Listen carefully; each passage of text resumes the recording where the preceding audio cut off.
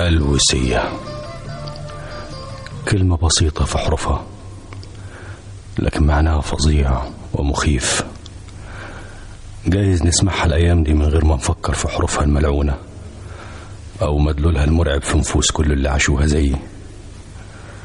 وحكايتي وهي الكلمة الملعونة ومدلولها المرعب عايشة في قلبي، محفورة جوايا بحروف من نار، وهحكيها. أيوة هحكيها لكل الناس. مفيش داعي لنبش الماضي، خلينا نعيش الحاضر وأماله الحلوة في مستقبل أفضل. غلط غلط، الحاضر ابن الماضي والمستقبل نفسه حفيد شرعي للماضي. وعشان ما اشوفش في بلدي وصية جديدة في أي مكان لازم أحكي تاريخ الكلمة الملعونة وحكايتي معاها لكل الناس. وحكايتي مع الكلمة الملعونة بدأت في عام 33. كان سني 12، طفل بريء، قلبي مفتوح للدنيا ومليان بالحب لأبويا والأمي والإخواتي ال5 ولكل الناس. كان والدي هو المثل الأعلى اللي بحبه وبحاول تقليده في حبه للناس، حتى في حركاته وسكاته وكلامه وطريقة تفكيره. كنت بحاول تقليده في حبه ليا والإخواتي ال5 سعاد وسوريا وهند وفيصل وسهام.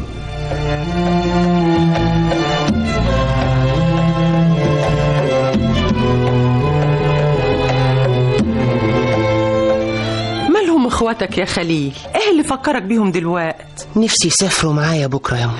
يسافروا معاك؟ يسافروا معاك يعملوا ايه يا ضناي؟ يدخلوا المدرسة في كفر صقر زي أنا وأحمد ابن عمتي. يا حبيبي، أصل المدرسة الابتدائي عايزة مصاريف. طب وماله يما؟ هو أبويا مش غني؟ غني؟ أيوة غني، ومن أعيان الرباعي كمان، وبالأمارة عنده 40 فدان. خليل خليك في نفسك يا حبيبي. يلا حضر حاجاتك كلها عشان تصبح تسافر بالسلام. والنبي يما عشان خاطري قولي لأبويا. نفسي يما اخواتي يروحوا المدرسة زي ونبقى كلنا متعلمين زي ولاد عمتي رئيفة. كان على عيني يا عيشة. ايوه، لكن ما باليد حيلة، وانت عارفة البير وغطاه. عارفة يا شيخ حسن، ده الكلام كان على طرف لساني، ولولا خفت لأكسر بخاطره كنت حكيت له عن المصيبة اللي احنا فيها. لا اوعي يا عيشة، اوعي خليل يعرف حاجة. الواد لسه صغير ومش حمل البلوادي. ما هم مصيره حيعرف يا شيخ حسن، بس مش دلوقتي. خليل قدامه السنة دي شهادة، ولما ياخد الابتدائية تفرج. وبعد ما ياخدها يا كبدي هيقعد معنا كده في الرباعي زي اللي رأسه على السلالم، لا كمل علام ولا فضل فلاح زي غيره. حرام عليك يا عيشة. الله، انت بتقفلها في وشي ليه؟ مين فينا اللي قفلها في وش انا واولاد الغلابة يا شيخ حسن؟ اني برضو ولا انت؟ ده نصيب يا عيشة، ربنا عاوز كده. 40 فدان يا راجل، 40 فدان وريثهم عن ابوك وامك، تضيعهم على العزايم والفشخارة وتقول لي ربنا عايز كده؟ الله، انت ناسية ان المرحوم ابويا هو الشيخ خليل اعظم عمدة حكم الرباعي. يا ريتك يا اخويا عملت زي. كنت عايزاني اعمل ايه؟ اقفل بابي في وش المحتاج ولا الدارة من الماس؟ وانا واحد من اعيان الشرقية. ما تردي يا عيشة، كنت عايزاني اعمل ايه؟ كان نفسي تحافظ على مالك يا شيخ حسن وتثبت عليه بايديك واسنانك، تثبت في الارض اللي سابها لك ابوك وامك عشان ولادك ما يحتاجوش ونفضل بكرامتنا في الرباعي. ومين يقدر يمس كرامتي؟ ده أنا مهما حصل أنا حسن ابن الشيخ خليل. ما تضحكش على روحك يا شيخ حسن، ده اللي بيحتاج للناس بينداس. الله، بتعيريني بالفار يا عيشة. مش عيب تقول كلمة زي دي؟ داني عيشة بنت الأصول. أمال كلامك ده معنيته إيه بقى؟ من خوفي عليك أنت ولادي من اللي جاي، ويا ويلنا كلنا من اللي جاي. شد حيلك في المذاكرة السنة دي يا خليل يا ابني. ايوه، عايزك تطلع الاول في الابتدائية عشان تاخد مجانية ثانوي. مجانية ليه يابا؟ بعدين هبقى افهمك. المهم تذاكر كويس عشان تطلع الاول. حاضر يابا. يلا يا خليل يلا يا حبيبي لحسن تتأخر على ابن عمتك. هو عمر جاب الحمارة خلاص؟ عمر مين يا ابني؟ عمر ابن المرابع بتاعنا اللي بيوصلني كل مرة يابا. لا يا ضنايا لا، أصل بقى أختك سعاد هي اللي هتوصلك كفر صقر وترجع بالحمار. وعمر ما يوصلنيش ليه؟ هو مش ابن المرابع بتاعي؟ وبعدين معاك بقى في كتر الأسئلة دي يا خليل. خلاص ياما ما تزعليش. فين الفلوس يابا عشان امشي؟ ايوه فلوس ايه يا خليل؟ القرشين صاغ اللي باخدهم كل جمعة وانا في المدرسة. معلش المرة دي بقى يا ضنايا، بكرة ان شاء الله لما تفرج هتاخد كل اللي انت عايزه. يعني هروح كفر صقر من غير فلوس؟ انا خارج يا عيش. كده اهو تزعل ابوك برضو يا خليل. ياما انا ما غلطتش، انا بسأل على القرشين صاغ اللي هعيش بيهم. استحمل يا ضنايا، وهو العيش الذرة والجبنة القريش اللي في السبت يكفوك لحد ما ترجع. وركبت حمارتي وقدامي سبت العيش والجبنة، وورايا سعاد أختي، وقصادي على حمار عافية أحمد ابن عمتي صديق عمري، فرحان ومزقطط وبيرغي. أبويا اداني 10 صاغ بحالها، وأمي غمزتني ب5 صاغ. وانت يا خليل، خالي حسن اداك كام؟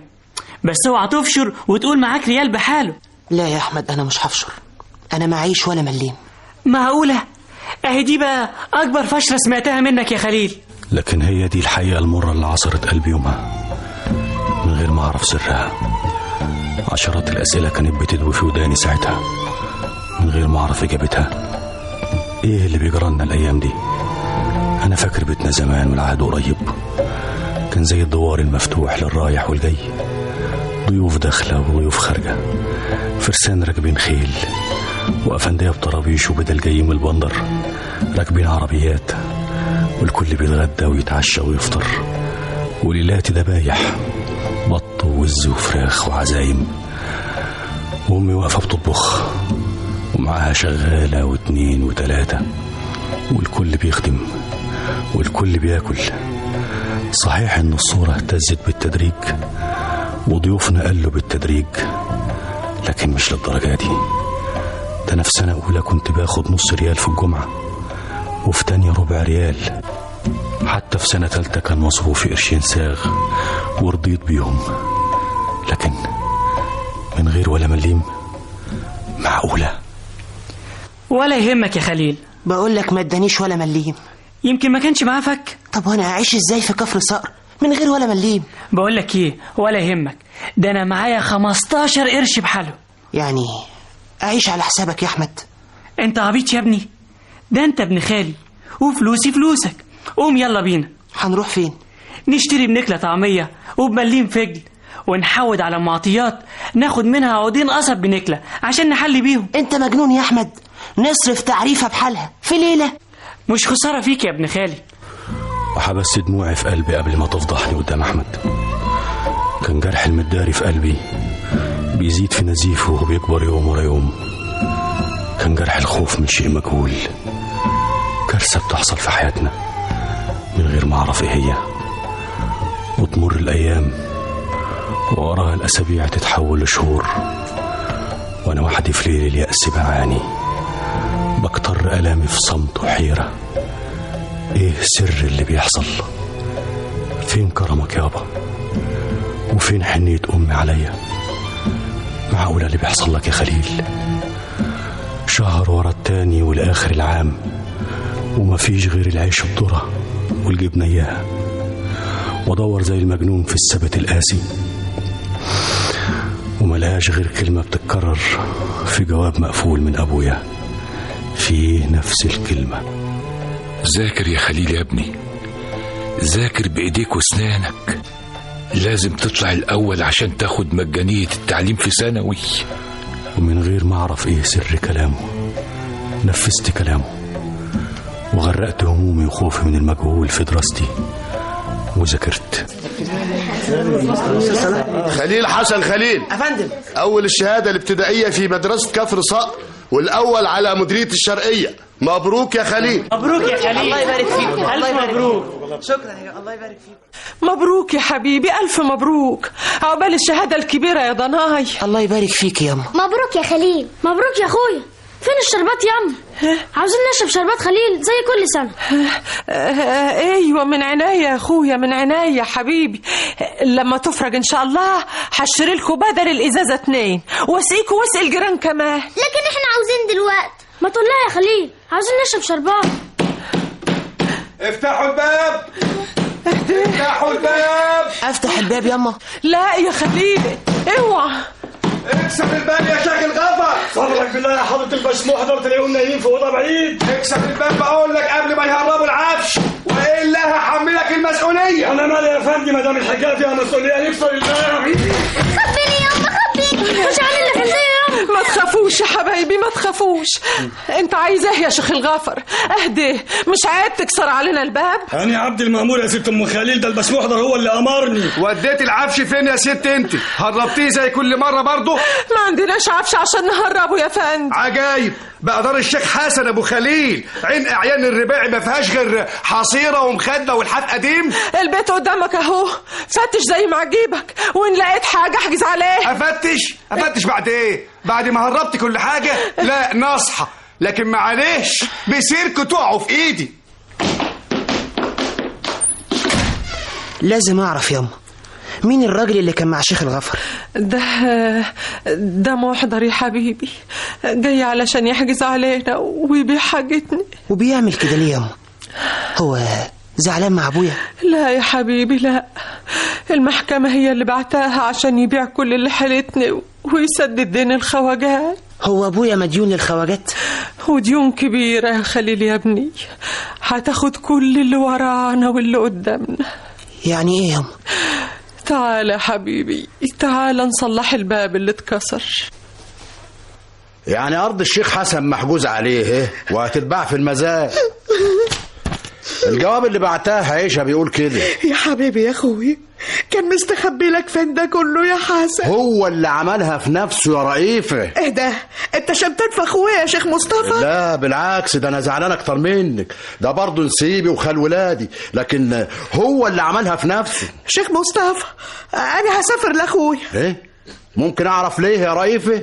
عشان اقف جنبه في النصيبة اللي هو فيها. تكونيش ناوية تبيعي نصيبك في الارض عشان تسددي له ديونه؟ وليه لا يا شيخ مصطفى، ده اخويا الكبير وخيره عليا. يكون في علمك لو عملتيه هتكون نهاية حياتنا مع بعض.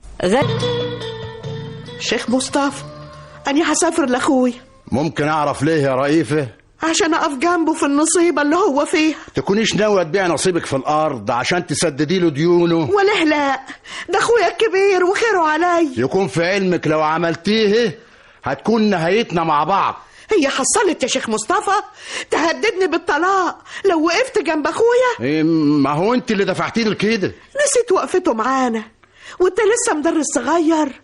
نسيت مين اللي وقف جنبك من اول ما اتجوزتني لحد ما بقيت مفتش كبير في وزارة المعارف؟ يا رئيفة فهميني، انا مش ناسي اللي عمل اخوك معانا الشيخ حسن، بالعكس ده انا طول عمري بتباهى بيه وسط زملاء المفتشين في الوزارة. امال كلامك ده معناته ايه يا شيخ مصطفى؟ انا مش عايزك تغرقي مع الشيخ حسن من غير فايدة.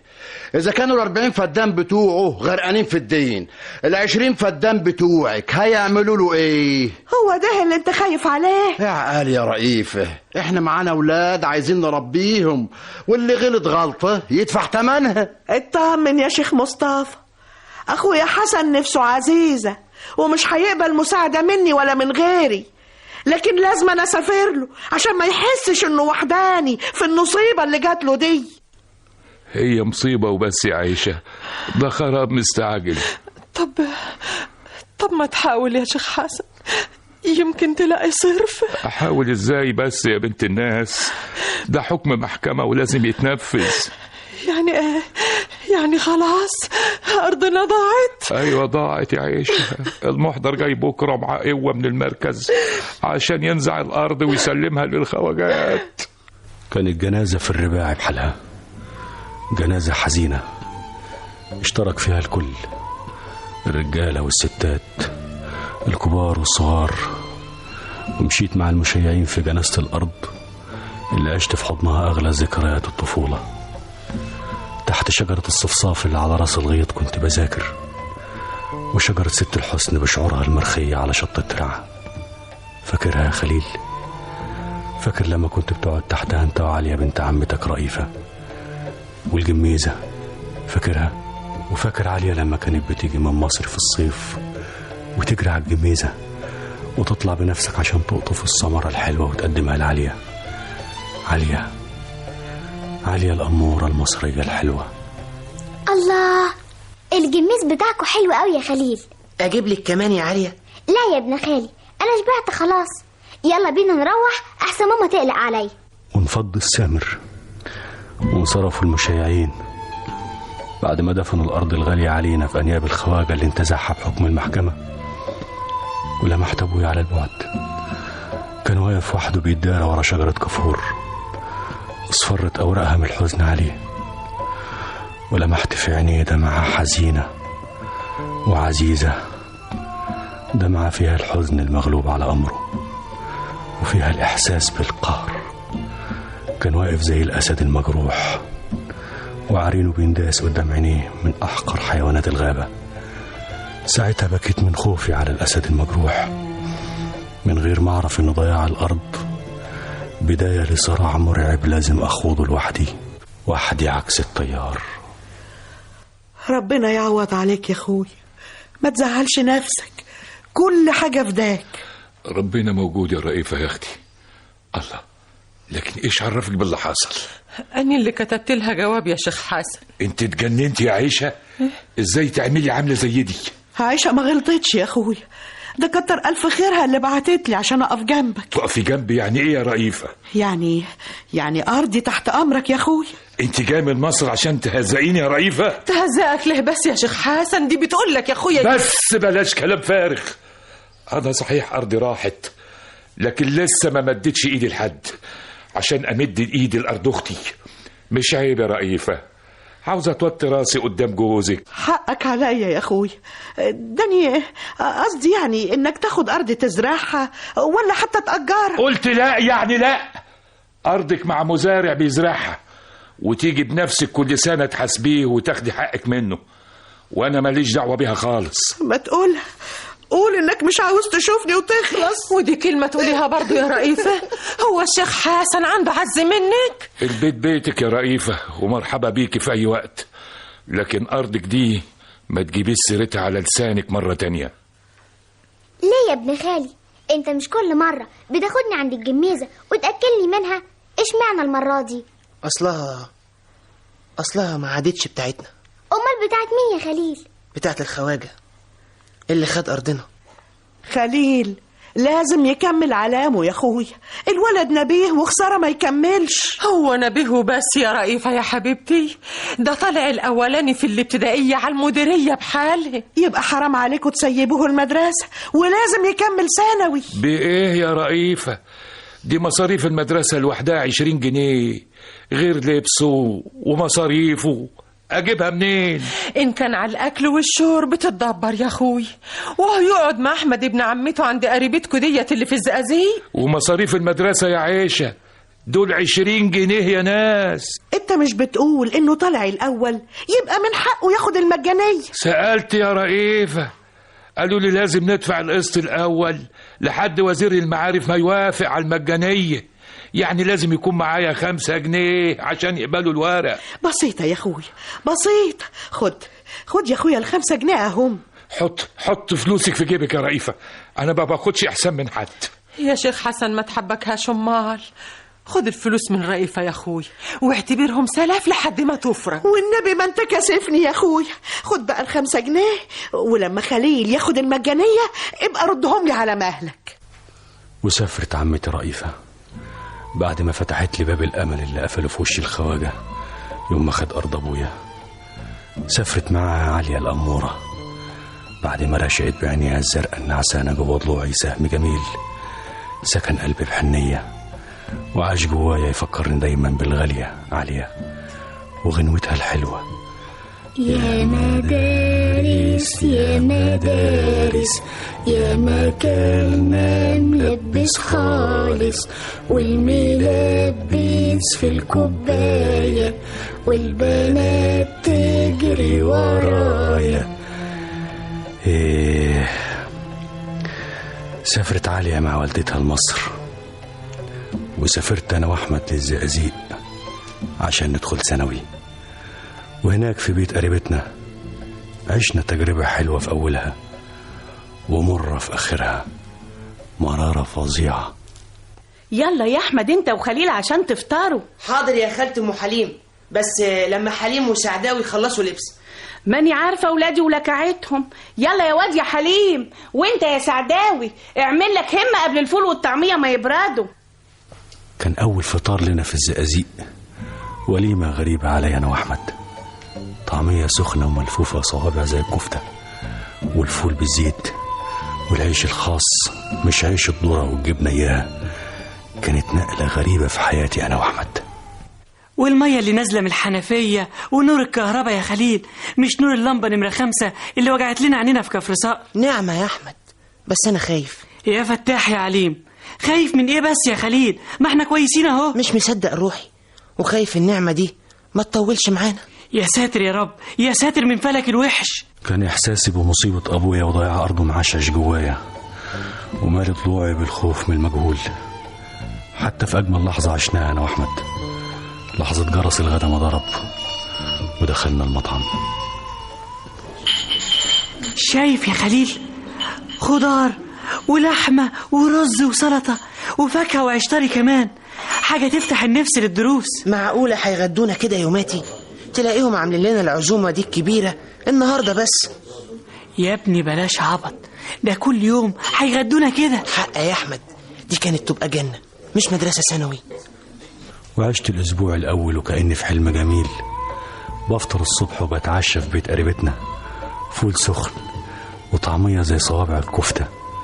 والظهر بنتغدى في المدرسة، غدا بيفكرني بولايم أبويا لضيوفه زمان.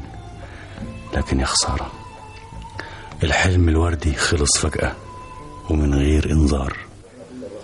هو جرس الغدا ليه ما ضربش يا أحمد؟ عشان النهاردة الخميس يا ناصح. يعني إيه؟ يعني يوم الخميس مفيش غدا في المدرسة، ويلا بينا عشان نلحق الفول والطعمية في البيت قبل حليم وسعداوي ما يخلصوا عليهم. كان على عيني يا حبايبي، مفيش فلوس النهارده. امال هنتغدى ايه يا خالتي ام حليم؟ عيش ذره وجبنه قريش من اللي انتوا جايبينهم معاكم من الرباع يا ضناي. انت قريت فيها يا حلو، اتفضل بالهنا والشفا. وحتى العيش الذره والجبنه القريش ما داموش علينا. ولقيت نفسي بواجه مشكله غريبه في نهايه الاسبوع. يوم الخميس مفيش غدا في المدرسه، وفي البيت ما كانش في حاجه تتاكل. يعني هنقعد الخميس والجمعة من غير أكل.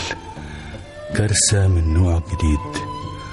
طفل جعان وما عندوش أمل في أي طعام. ما تيجي نتمشى يا أحمد عشان ننسى المصيبة دي؟ أتمشى عشان أجوع أكتر؟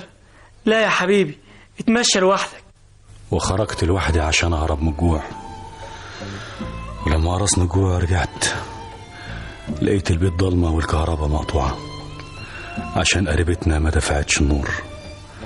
وفي وسط عذابي بالجوع والضلمة سمعت أحمد قاعد بيتمدغ، يعني بياكل في الضلمة.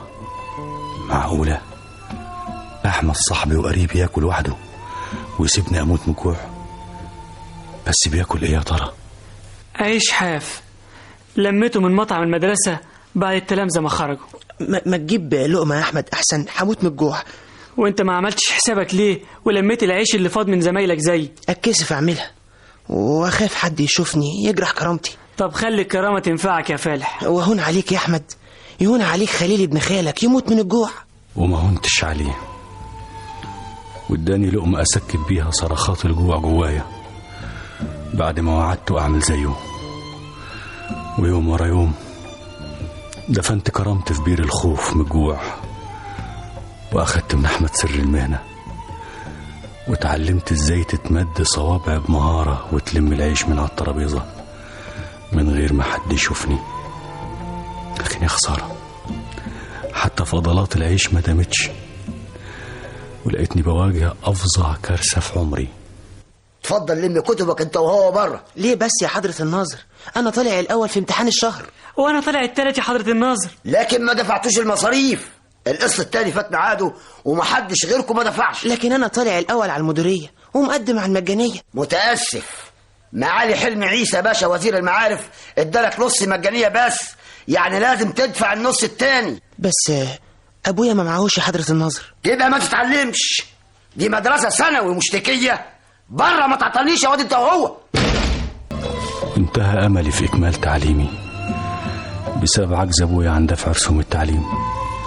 5 جنيه ما قدرش ابويا يدفعها، كانت هي الحد الفاصل بين طردي من الثانوي وبين احلامي واحلام ابويا وامي في مستقبل وردي بيستناني يوم ما اتخرج من الجامعه. معقولة هعيش لحد ما اشوف خليل وهو مكمل تعليمه؟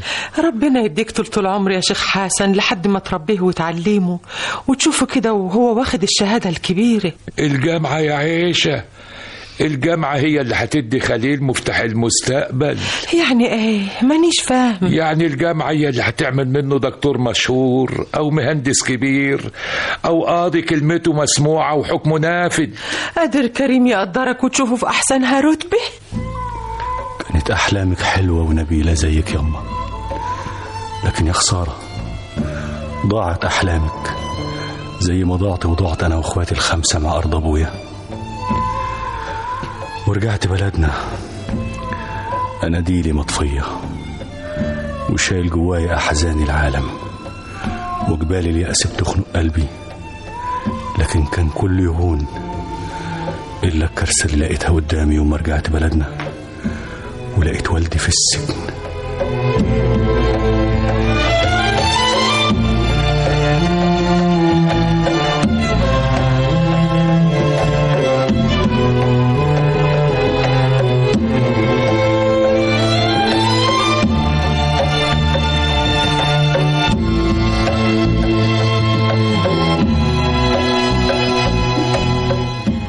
أبوك مش حرامي ولا نصاب يا ابني، أبوك دخل السجن غصب عنه. غصب عنه؟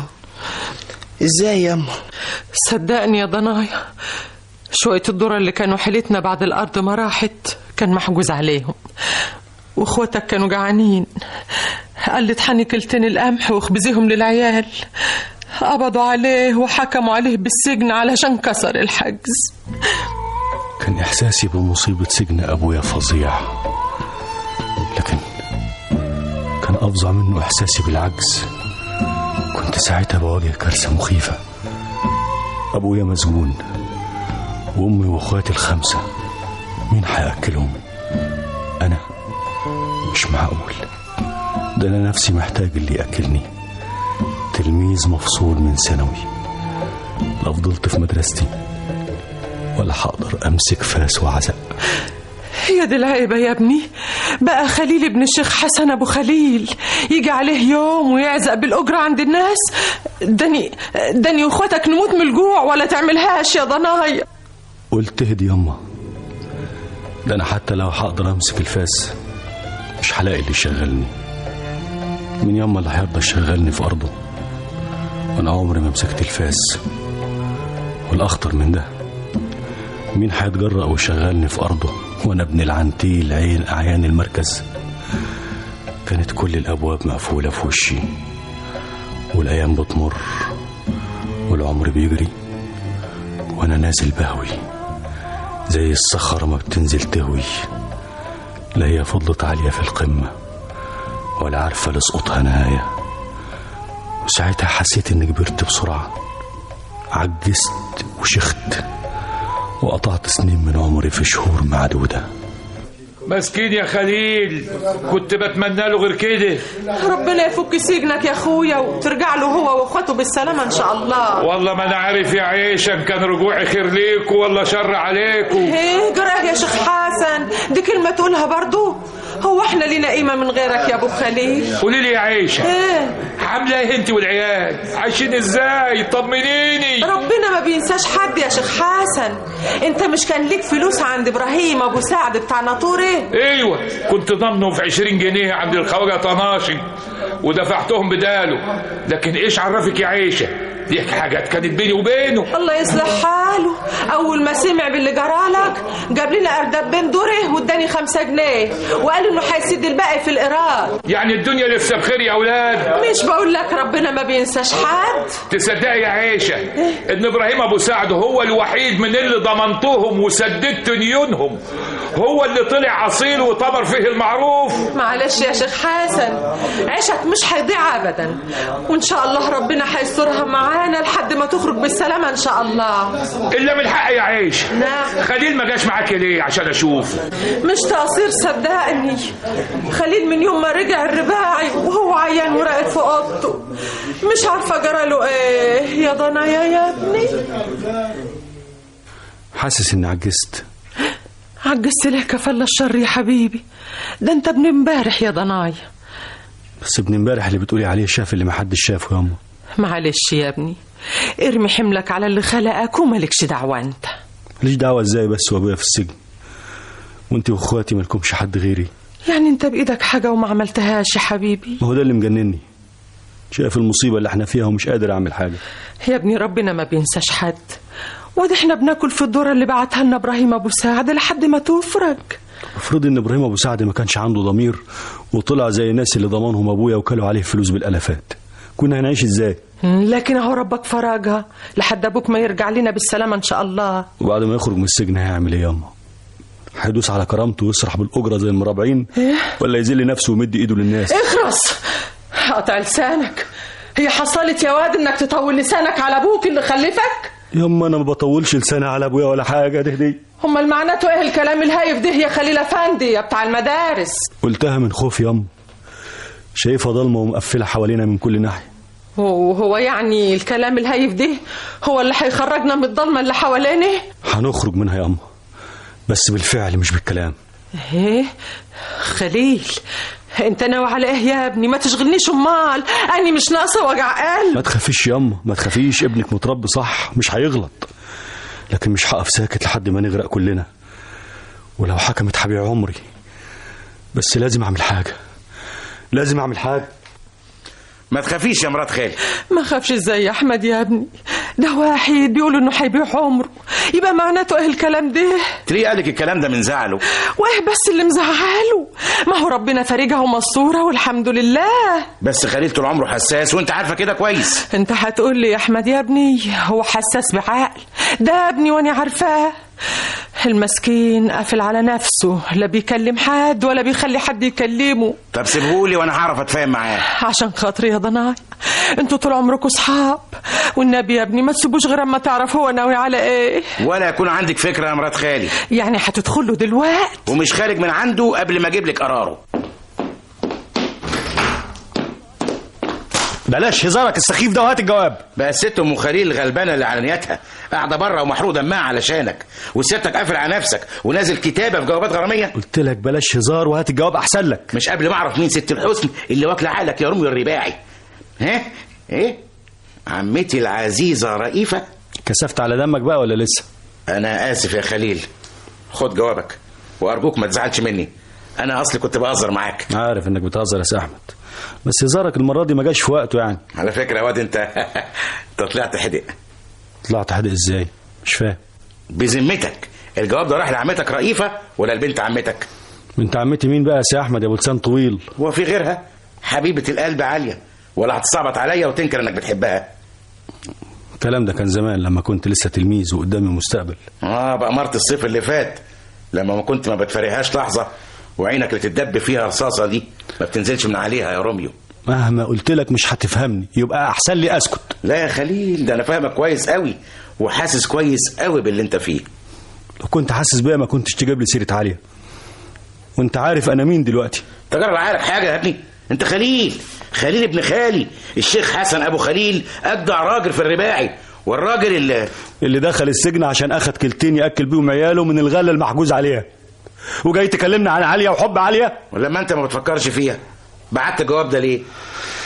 انا بعته لعمتي يا بني ادم عشان تترجى لي جوزها الشيخ مصطفى. تترجاه في ايه؟ مش فاهم. ده راجل مفتش كبير في وزاره المعارف، ولو حب يخدمني هيقدر يلاقي لي وظيفه اساعد بيها ابويا واصرف على امي واخواتي. هو انت عارف برضه ان الشيخ مصطفى بيخدم حد؟ اعمل ايه يا احمد؟ شغلي في الرباعي مش لاقي، والايام بتجري، والجوع بيهدد امي واخواتي، ومش شايف قدامي غير الشيخ مصطفى.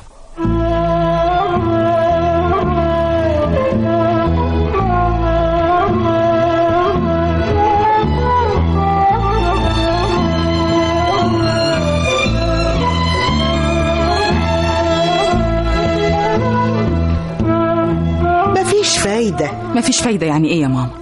ما توريله الجواب يقرا بنفسه، يمكن يغير رأيه. وريتهوله يا عالية يا بنتي وبرضه مفيش فايدة.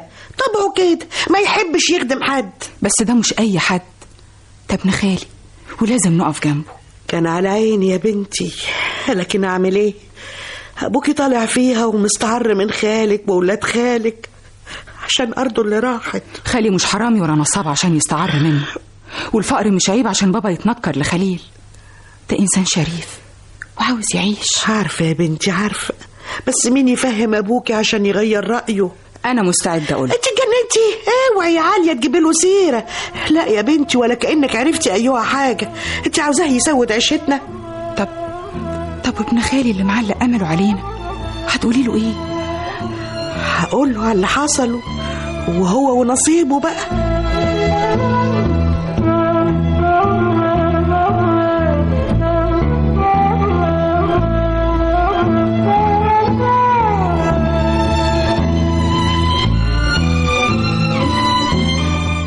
اكيد جولييت هي اللي كتبت الرد. ومليان غزل وغرام ما حصلش. خد اقرا عشان تنبسط. مصطفى يرفض.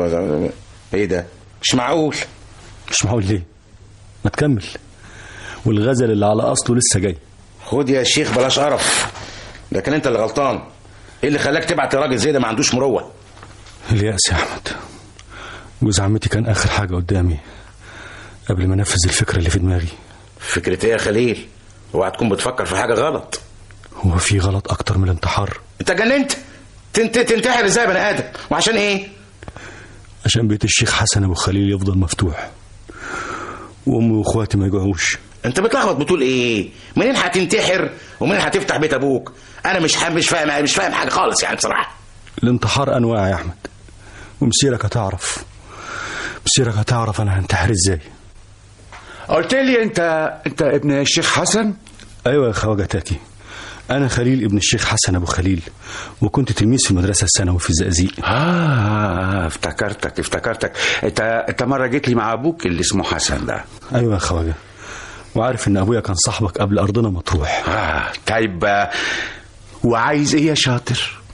انت ابن الشيخ حسن؟ ايوه يا خواجه تاكي، انا خليل ابن الشيخ حسن ابو خليل، وكنت تلميذ في المدرسة الثانوي في الزقازيق. افتكرتك.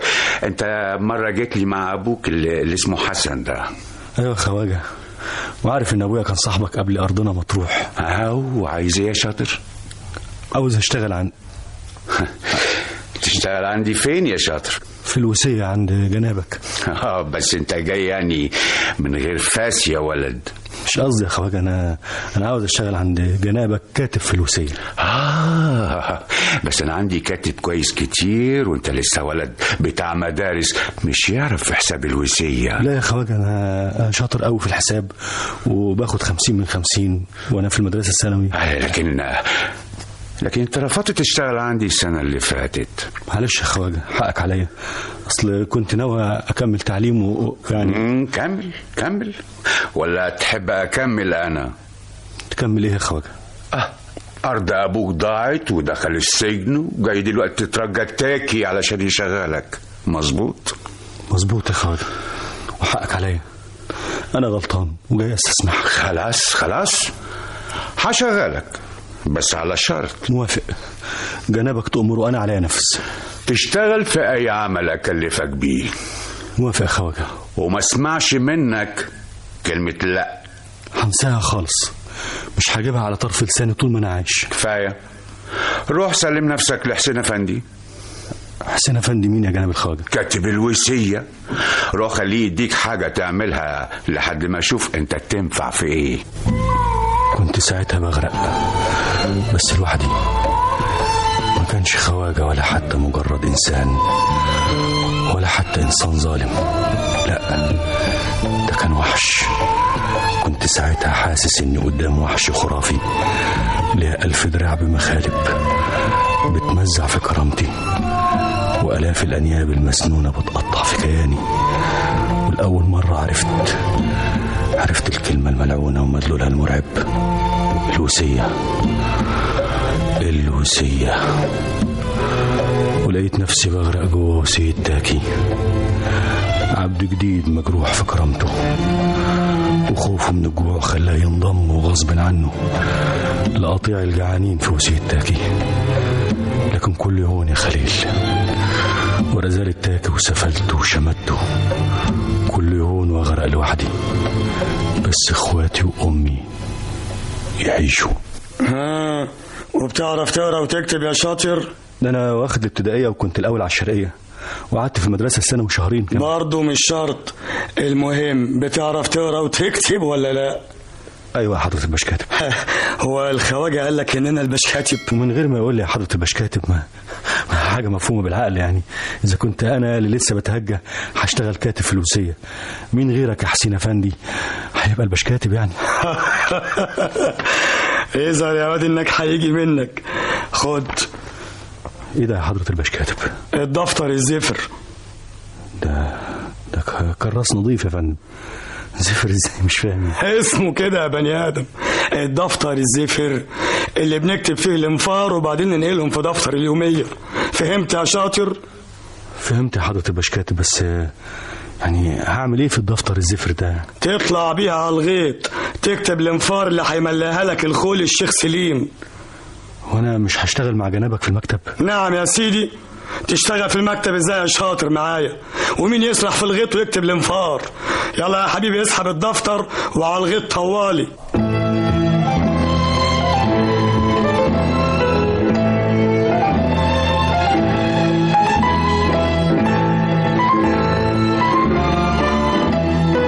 مين؟ خليل ابن سيد الناس. ازيك يا بسليم؟ بالحضن يا غالي يا ابن الغالي. والله قبلت يا خليل افندي واشتغلت معانا في الوصيه. غصب عني يا بسليم. وايه كاتب انفار؟ معلش يا ابني، كل شيء في اوله صعب، والنهارده انت كاتب انفار، بكره تبقى باش كاتب الوصيه ولك شنه ورنه. بس طول بالك وتطيلها تفوت. قطعت اكتر من كده يا بسليم. انت ناس انا مين؟ ابويا مين؟ واشتغل عندي مين النهارده؟ انسى ازاي يا خليل يا ابني؟ وانت ابن الشيخ حسن ابو خليل اللي كان اسمه بيهز المركز. دلوقتي مسجون في المركز. مسجون عشان ما تكملش يا ابني. انا عارف كل حاجه، واللي انت عملته ده كويس. الشغل مش عيب، وايها شغلانه توكلك عيش احسن من مدة الايد للي يسوى واللي ما يسواش. كنت بقول كده يا بسليم، ونسيت ان اللي خد ارض ابويا خواجه زي تاكي. قلت اعمل اي حاجه عشان ما احوجش ابويا، لكن يظهر الحكايه مش نافعه. ليه كفل الشر يا خليل يا ابني؟ المقابله اللي قابلني بيها الخواجه وحسين افندي خلتني اكره الدنيا واكره نفسي، وخايف ما اقدرش استحمل. لا، ده انت بديت مشوار ولازم تكمله لاخره عشان خاطر اللي وراك. ده كوم ولا يا خليل يا ابني، وابوك ان كان في السجن ولا بره هيفضل متكتف، مش هيقدر يعمل حاجه، وانت اللي لازم تشيل الحمل. ما هو ده اللي قطم رقبتي وجابني هنا يا بسليم، لكن اعمل ايه؟ الخواجه سافل وحسين اسفل منه. طول بالك امال، ان كان على الخواجه انا هروقه من ناحيتك، لكن حسين ده ما تحملش همه. ده شجرة خلد عنطوز على الفاضي، ومسيرك تقعد مطرحه، بس تطول بالك وعلى الاخر. وهتقدر تستحمل يا خليل؟ اعمل ايه يا احمد؟ ما كانش قدامي غير كده، يا اسيب امي واخواتي يجوعوا يا ارمي نفسي في وصية تاكي. وابوك يا خليل، تفتكر خالي حسن يوم ما يعرف انك اشتغلت عند واحد خواجه زي اللي خد ارضه هيفوتها لك؟ يوم ابويا ما يخرج من السجن ربك يفرجها. المهم ان امي واخواتي ما يجوعوش وهو غايب. طب ما تجرب الفكره اللي قالت لك عليها خالتي رئيفه في جوابها الاخراني. انت بتتريق عليا يا احمد؟ عاوزني اجر ارض عمتي رئيفه؟ وفيها ايه يا ابني؟ ما دام هي اللي عايزه تاجرها لك وهو تزرعها بدل ما تشتغل عندي تاكي. انت عاوز ابويا يذبحني بصحيح؟ يذبحك عشان ايه؟ ده انت هتاجر ارض عمتك مش ارض حد غريب. يا احمد افهمني، ابويا طول عمره مناخيره في السماء، مستحيل هيفوتها لي لو عملتها من وراه. ساعتها هيقول لي انت زلتني قدام جوز اختي ومش هخلص منه. طب وعمتك اللي بعتت لك بدل الجواب 2 و3 ما بتردش عليها ليه؟ الا ما وحشتكش عاليه تاني يا احمد؟ انت مش هتبطل السيره دي يا اخي؟ بقى انت يا خليل ما بتفكرش في عاليه ونفسك اجيب لك سيرتها من هنا للسنه الجايه؟ زي ما كان نفسي اكمل تعليمي، ابقى مهندس ولا دكتور ولا قاضي، مش كاتب انفار في وصيه الخواجه تاكي. يوم ما يكلمني يبص لي من فوق لتحت كأنه صرصار ممكن يفعصه بجزمته في اي لحظه. يا ساتر، ايه اليأس ده كله يا سي خليل؟ هو انت لوحدك اللي اتطرد من المدرسه وما كملتش تعليمه عشان ما دفعش المصاريف؟ ما احنا في الهوا سوا يا ابن خالي. بس امك واخواتك ما جعوش يا احمد، وابوك عنده فدانين بتاكلوا منهم، يعني مش مغصوب تشتغل عند راجل ما عندوش رحمه زي الخواجه تاكي. انا عذرك يا خليل، بس انا رايي انك ترد على عمتك وما تسيبهاش كده مشغوله عليك انت واخواتك. مش قادر يا احمد، فكرت كتير ابعت لها جواب على الاقل اشكرها، لكن مش قادر انسى اللي عمله جوزها الله يسامحه. وعمتك ذنبها ايه بس يا مفتري؟ بصراحه بقى لو ما كتبتلهاش انت انا اللي هبعت لها جواب واقول لها على كل حاجه. يا ضنايا يا ابني، يحكم عليك الزمن يا خليل يا ابن اخويا وتشتغل في وصية خواجه زيك زي المرابعين. والله برافو عليه خليل ابن خالي. ايه؟ طلع راجل صحيح. بس ما كانتلوش البهدله دي يا كبدي. هو الشغل بهدله يا ماما، ده بيشتغل كاتب في دايره زي اي كاتب في شركه او في الحكومه. اسكتي يا عاليه، اصلك ما تعرفيش اللي بيشتغلوا في الوصيه بيتبهدلوا ازاي يا كبدي. يعني الوظيفه اللي اشتغل فيها خليل ما فيهاش ترقيه، ملهاش مستقبل. مستقبل الندامة يا بنتي، لكن لا، أنا مش هسكت أكتر من كده، لازم أسافر البلد. صحيح يا ماما. أمال هستنى إيه يحصل لولاد أخويا أكتر من اللي حصل لهم؟ بس بابا هيوافق؟ لازم يوافق. الله، دول ولاد أخويا اللي طول عمره شايلني وحامل همي، أنا مستحيل أقصر في حقهم لما يكون على رقبتي حتى. والنبي يا ماما، والنبي تاخديني معاكي. يا عليا يا بنتي، أخدك معايا إزاي؟ أنت مش وراكي مدرسة يا ماما؟ ده احنا هنمتحن بعد بكرة، يعني كلها أسبوع ولا 10 أيام والسنة هتخلص. قلتي إيه بقى يا مامتي حبيبتي؟ ربنا هيعدلها يا بنتي، وانا وانتي على الله. اللي اقول يا عم سليم، تفتكر الخواجه هيديني ما هي كام؟ الله اعلم يا خليل افندي، ولو انه بيتهيألي انه مش هيديك اقل من جنيه بس. وهو جنيه شويه يا خليل افندي، دي كيلة الذره ما بتحصلش 3 ساغ الا بالتيله. يا خليل افندي، يا خليل افندي، يا خليل. غريبه، مين اللي جاي ناحيتنا بيجري ده؟ مش احمد ابن عمتك امينه؟ يا ساتر يا رب، ايه اللي جابه في ساعه زي دي؟ يا اخي ده وقتني عليك. طب قول سلام عليكم الاول يا سي احمد. لا مؤاخذه يا عم سليم، اصل واخدها جري من رباعي لحد هنا. خير يا احمد؟ امي واخواتي جرى لهم حاجه؟ امك واخواتك بخير، بس قوم معايا. اقوم معاك فين يا احمد؟ تقوم معايا على البيت، يلا ما تضيعش وقت. وشغله يا ابني يسيب شغله ازاي واحنا لسه الظهر؟ شغل ايه بس يا عم سليم؟ ده خالي جه وبيسأل عليه. ابويا؟ ايوه يا سي خليل، ابوك رجع النهارده ومن اول ما وصل وهو بيسأل عليك. اوعى تكون قلت له حاجه يا احمد. انت عبيط؟ لا انا ولا مرات خالي قدرنا نجيب له سيره. هو ده اللي كنت خايف منه. هو ابوك ما يعرفش انك انت اشتغلت في الوصيه؟ لا يا عم سليم، خالي ما يعرفش، والله اعلم هيعمل ايه لما يعرف. ايه رايك يا عم سليم؟ اقول ايه لابويا؟ تقول له الحقيقه يا ابني، وانت ما عملتش حاجه غلط لا سمح الله. تفتكر هيسامحني؟ ده انت يا ابني اللي لازم تسامحني. انا يابا؟ ايوه يا ابني، انت اللي لازم تسامحني على اللي سببته لك انت واخواتك. يابا ما تقولش كده، ده انت مهما حصل ابويا اللي خلفني ورباني. بس ما عرفتش احافظ على نفسي علشانك انت واخواتك. ما تقولش كده يابا، ده نصيب. هو انت كنت عاوز اللي حصل ده يحصل؟ كنت اقدر امنعه لو مسكت على ايدي وحافظت على ارضي، ما كانش مستقبلك ضاع وما كنتش حاوجتك تشتغل عند واحد زي تاكي. يعني مش زعلان مني يابا؟ أنا برضو اللي أزعل منك. بالعكس يا ابني، ده أنا فخور بيك علشان وقفت وقفة رجالة وأنا غايب، بس أنا خايف عليك. اطمن يابا، أنت ربيتني كويس وعمري ما هغلط ولا وطي راسك قدام الناس.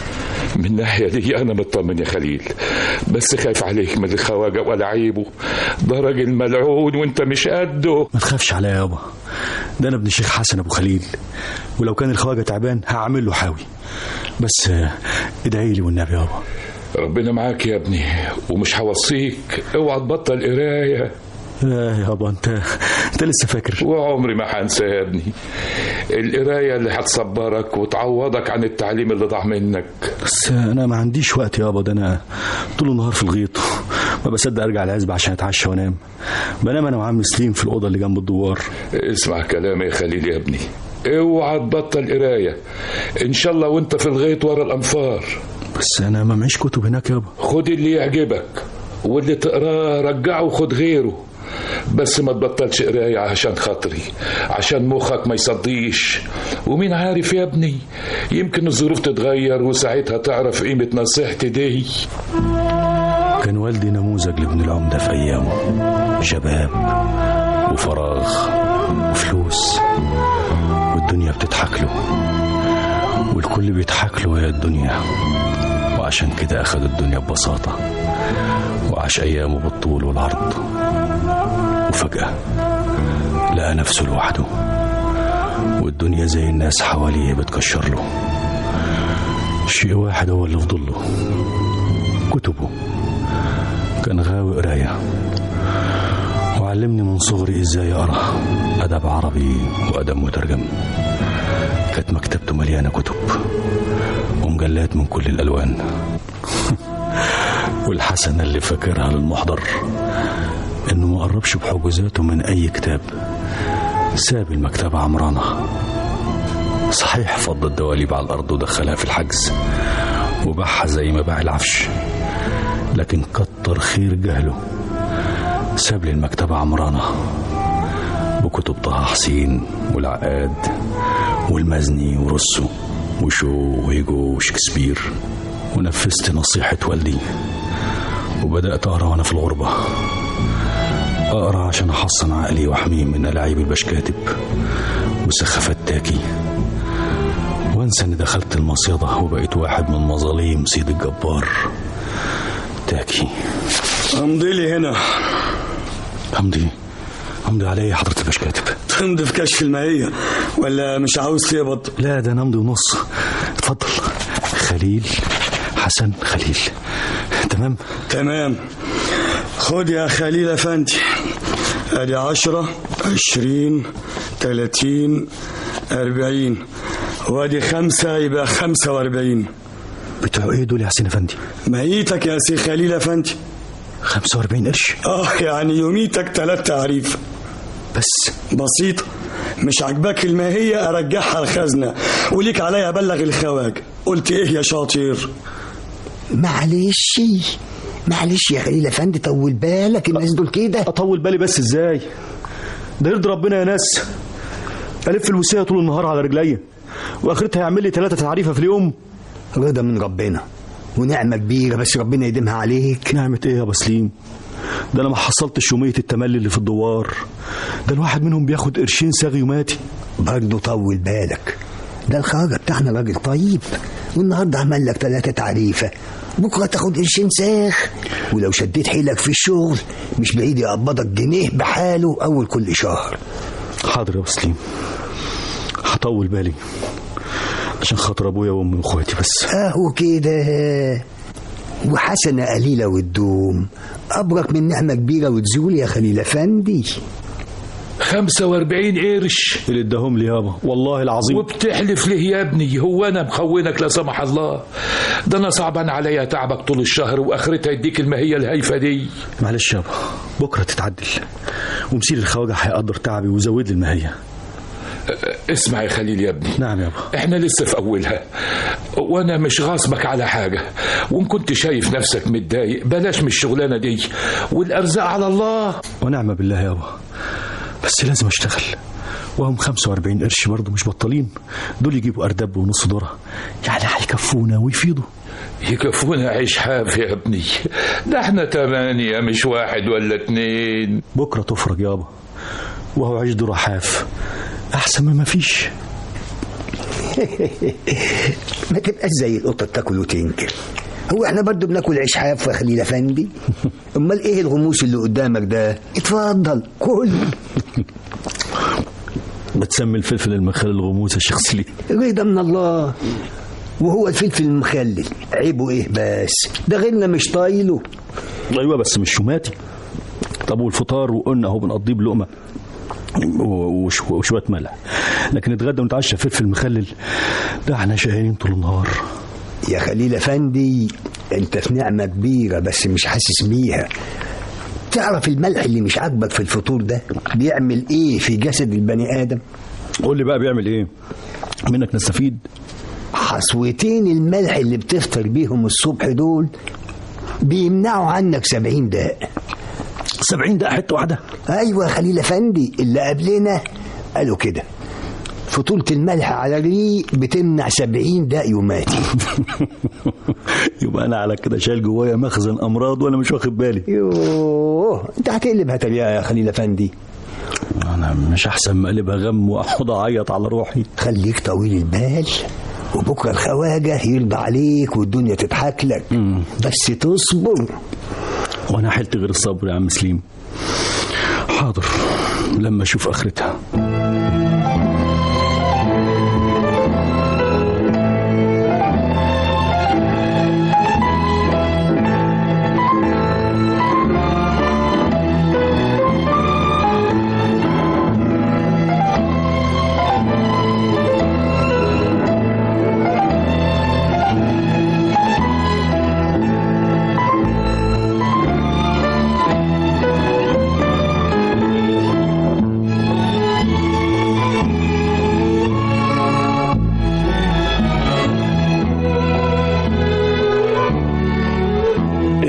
ما سمعتش؟ بقول لك الخواجة عاوزك. ما تعرفش ليه يا حضرة الباشكاتب؟ الله أعلم، جايز حد فتن عليك وقال له انك طول النهار قاعد في الغيط وفاتح لي كتاب زي بتوع المدارس. ايوه بس انا مش مقصر في شغلي. ها انت متأكد؟ وعلى ايدك انت يا عم سليم، بشتغل كاتب انفار وخولي، وعمري ما فتحت كتاب قبل ما اشوف شغلي بالمظبوط. خلاص ما دام مش غلطان تبقى خايف من ايه؟ اصل الخواجة عمره ما بعت لي في السرايا. يمكن عاوز يرقيك يا اخي.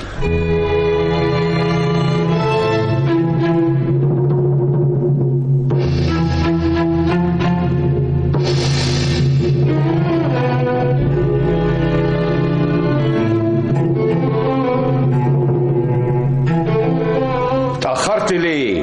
لا مؤاخذة يا خواجة، كنت بتم على الرجالة اللي سهرانين في الري، ويا دوب سلمت الدفتر الزفر للبشكاتب وجيت طوالي. بشكاتب مين ده؟ حسين افندي يا جناب الخواجة، وهو اللي قال لي ان جنابك عاوزني. خليل انا مبسوط منك كتير عشان انت شايف شغلك كويس. ربنا يخليك لينا ويقدرني على خدمتك. خلاص انا عشان يجي مبسوط منك اكتر انت يمسك مخزن العلف. علف ايه يا جناب الخواجة؟ علف البهايم يا ولد. يلا روح استلم المخزن من حسين وشوف شغلك. امرك يا جناب الخواجة. لكن ايه في ايه؟ اتكلم يا ولد. بترفض اوامري؟ العفو يا خواجة، بس مش عاوز حد يزعل مني يعني. حد يزعل منك انت عشان بتنفذ اوامري؟ لا يا خواجة، عشان هستلم المخزن. تقصد حسين؟ اصل خايف الحكاية دي تزعلوا مني. ده كلام فارغ. روح استلم المخزن وما تخافش.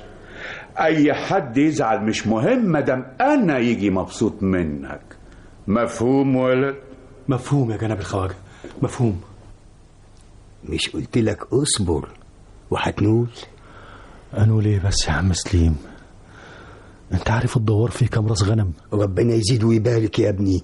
يجي كده 1000 راس. ده غير البقر والجاموس والخيل والحمير. شوف بقى ده كله عاوز عليقة قد ايه يوماتي. ده غير شغلي الاصلي. انت قدها وقدود يا خليل افندي. صحيح انت هتتعب، لكن الخواجة له نظرة ولو ما كانش واثق في امانتك ما كانش اداك مفاتيح العلف. يا عم سليم انا عاوز فلوس ااكل بيها اخواتي، والثقه اللي ببلاش دي ما تلزمنيش وما تهمنيش. خليك ناصح امال، ما هو جناب الخواجه لما يوثق فيك يبقى راضي عنك. طيب ولما يرضى عني هيزود لي المايه؟ مش هو ده كلامك اللي بتسمعه لي دايما ولا انا مش واخد بالي؟ هو بعينه، وبكره تشوف كلام عمك سليم اللي مش عاجبك ده هيتحقق ولا لا. بس زي ما بقول لك طول بالك، ومفيش حلاوه من غير نار. حاضر يا ابو سليم، حاضر، هصبر وامري لله. لما اشوف الصبر ده هيوديني لفين. يوه، على فكره يا اخي كنت هتنسيني، ناولني المنقد اللي عندك ده عشان نشوف شغلنا. ايه، هنعمل شاي قبل ما نتعشى بالفلفل المعتبر بتاع كل ليله ولا ايه؟ هو احنا برضو بتوع فلفل يا خليل افندي؟ احنا الليله دي هنتحشى حاجه علوي. شايف؟ فرخه محمره ورز معتبر مفيش كده، وشوربه من اللي قلبك يحبها، بس ولع النار عشان نسخن الشوربه. طب يعني مش تفهمني الوليمه دي طبت علينا منين؟ الست والدتك الله يكرمها افتكرتنا في ليله الموسم وبعتت لنا الفرخه المعتبره دي.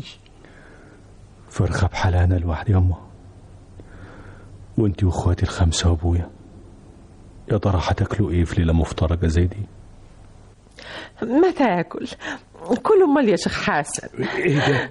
جايبالي انا لوحدي ربع فرخه يا عيشه؟ هو يعني كتير عليك يا ابو خليل يا غالي؟ كل يا اخويا، كل امال قبل الاكل ما يبرد. لا مش واكل قبل ما اعرف. انت والعيال كلتوا ايه يا عيشه؟ ما تخافش يا اخويا على العيال، اكلتهم باقي الفرخه وسايباهم مزقططين والدنيا ما هياش سايعاه. وانت يا عيشه كلتي ولا لا؟ ده كلام برضو. طبعا يا اخويا، طباخ السم بيدوق يا شيخ حسن، ما تحملش همي، أنا كفاية عليا الجناحات ورجلين الفرخة دول يعيشوا عيلة بحالها. وعاوزين آكل ربع الفرخة لوحدي يا عيشة؟ مش عيب برضو؟ دي عاملة تعمليها يا أم خليل. عملت إيه بس يا أخواتي؟ بقول لك أنا أكلت الرجلين والجناحات رضا والحمد لله، بس كل أنت والنبي. حد الله حد الله، ما أنا واكل من غيرك. خدي اهديه يا شيخ حسن، بتقسم ربع الفرخة بيني وبينك. كلي يا عيشة كلي، امال ما تذبحنيش اكتر من كده. اذبحك ليه كفل الشر يا اخوي؟ ده انت ياما اكلتني الحلو كله. بس ضيعتكوا في الاخر. ولزومه ايه انك اديه بس في ليله مفترجه زي دي؟ ما احنا كويسين اهوت والحمد لله، والبركه في خليل اهو فاتح لنا البيت وساترنا الله يستره. ايوه ادعي له في ليله مفترجه زي دي، يمكن ربنا يقبل دعوتك.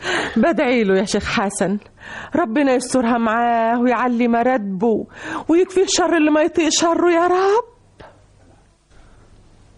مالك يا خليل يا ابني؟ قلقان ليه؟ مش عارف يا مسلم، بطني بتمص ومش جاي لي نوم. بطنك محظوظه يا خليل، اصلك خدتها على اخوانا وتقلت العيار، والفرخه كانت بتشر سمنه. على اذنك يا مسلم، انا خارج. تخرج فين في ساعه زي دي؟ ده احنا خلاص قربنا على الفجر. معلش هتمشى شويه حوالين الجرن، يمكن المغص اللي عندي يفك.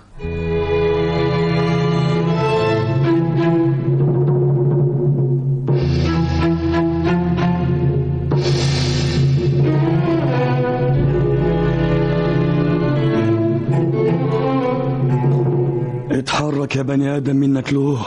هانت يا حضرة البشكاتب، هانت، ما فاضلش غير كيسين ونخلص. نخلص امتى يا بني ادم؟ ساعتين طوال عراض ما تعبوش فيهم غير 10 اكياس. رجاله خايبه بصحيح. معذورين يا حسين افندي، المخزن ضلمه وبيعبوا القطن بالراحه عشان ما حدش يحس بيهم. يا بطني. ايه ده؟ غريبه، مخزن الوسية مفتوح وش الفجر والرجاله بيعبوا قطن خواجه في السر. الله، ايه الحكايه؟ وايه اللي صح كلها في الوسية والبشكاتب في الساعه زي دي؟ ايه رايك يا واد يا خليل؟